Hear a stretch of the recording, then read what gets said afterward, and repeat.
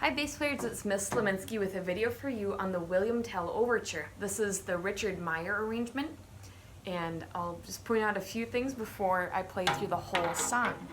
So in this version, this is a really fun fast song. You may have heard it in different arrangements. The main melody that we'll hear in the violins is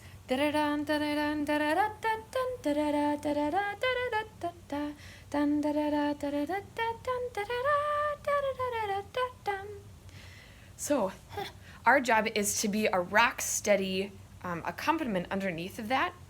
We're often going to be doing like echoing parts of that melody. Da da da da da da da da da da da da da da. So we can't be dragging behind on those. You can think of using a very short bow for this song. You will never need to use a super long bow for the quarter notes or eighth notes. You can always probably be shorter rather than longer, and most of your quarter notes will almost sound like they have the pop of a staccato note. We just want to be very exact, and we do not want to have a mushy sound or a smooth legato sound like this. Rather, kind of a shorter, poppier sound. Okay.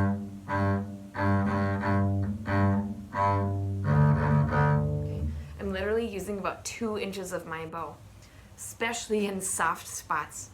A very short bow will really help you out. Cool. Speaking of loud and soft, how do you know if it's going to be loud or soft? Look underneath your music. Our first note has an F, which means forte, be loud here. Okay, later on, measure 11, we're going to get soft. P is for piano, soft. But not too long after that, we are going to scare people by how loud we are here at measure 17.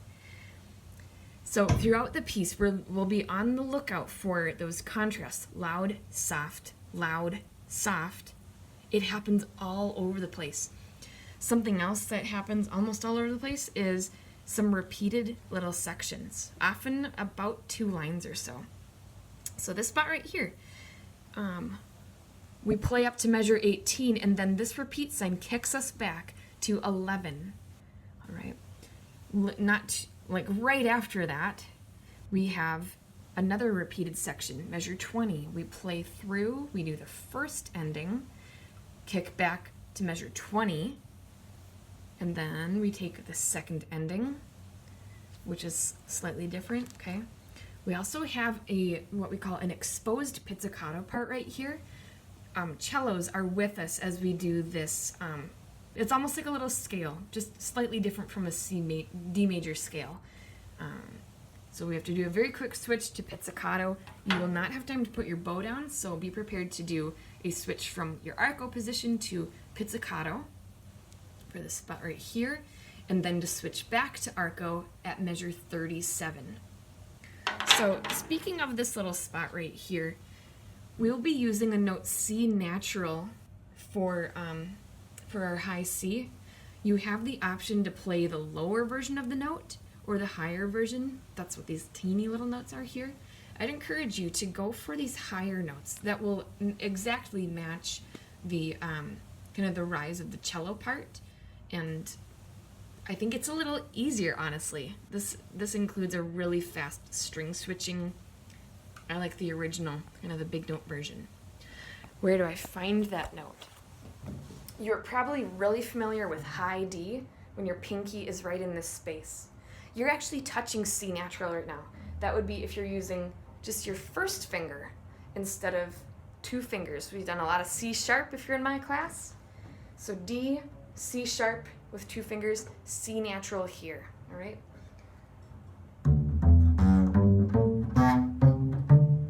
Just like it's climbing up a little scale, using C natural rather than high D. I believe that's the main stuff to really be on the lookout for. Yeah, all right, I think we're ready for a playthrough.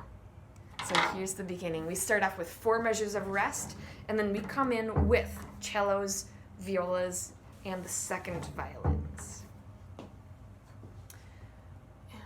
1, 2, 3, 4, 2, 2, 3, 4, 3, 2, 3, 4, 4, 2, 3, 4.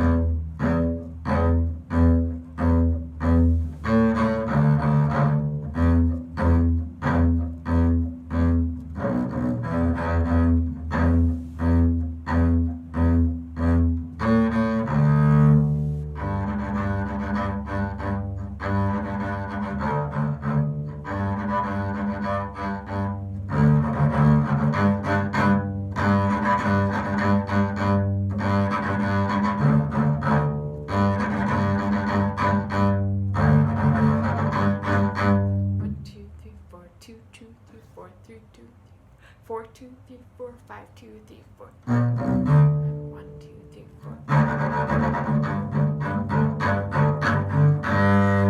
1, 2, 3,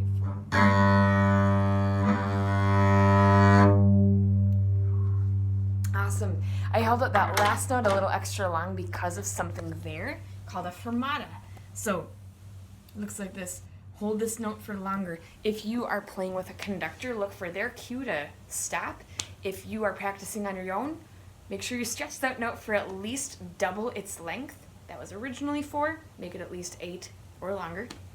You can make that one as dramatic as you'd like it to be. Later, there's a couple things I thought about as I was playing and when I got done. At the top of the second page, there was more of that C natural again, so you can stay in that higher position throughout that spot. Also, I realized I didn't like my sound for a lot of the really loud stuff. Make sure you are, when you're practicing, find those sweet spots that you can get a good sound and be loud. I think on this bass I could have been a little closer to my bridge. Let me make this a little shorter here so you can see. Instead of playing here for the most part, I could have moved a little lower, used a little shorter bow.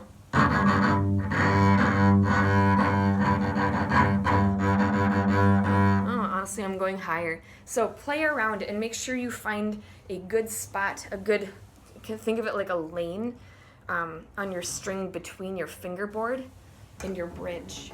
I think you might find that being closer to here with a little more pressure could give you a good sound.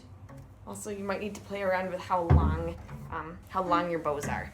So thanks again for tuning in, and see you next time.